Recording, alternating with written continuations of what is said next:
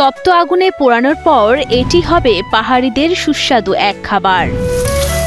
এই খাবারের স্বাদ যতটা সুস্বাদু, প্রস্তুত করা তার চেয়েও কঠিন।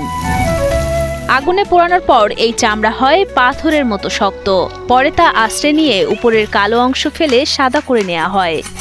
তারপর কেটে সিদ্ধ করতে হয় টানা 12 থেকে 16 ঘন্টা। নরম করতে ব্যবহার করা হয় সোডা বা চালের গুঁড়া, সাথে হলুদ লবণ।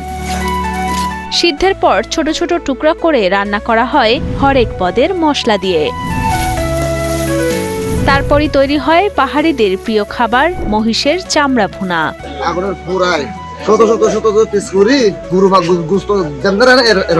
খাগড়াছড়ির সদর, মধুপুর আর শনিভর বাজারে রাস্তার পাশে বিক্রেতাদের বিক্রি করতে দেখা যায় মহিষের এসব চামড়া।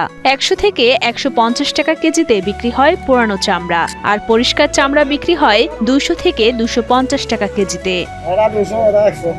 একসময় জুতা, ব্যাগ বা ঢোল তৈরির কাঁচামাল হিসেবে ব্যবহৃত হওয়া মহিষের চামড়াই এখন মুখরোচক খাবার খাগড়াছড়ি, রাঙামাটি আর বান্দরবানের পাহাড়ি জনগোষ্ঠীর কাছে। তাদের মতে সঠিক উপায়ে রান্না করলে চামড়ার এই খাবারটা হয় ভীষণ সুস্বাদু ও মজাদার।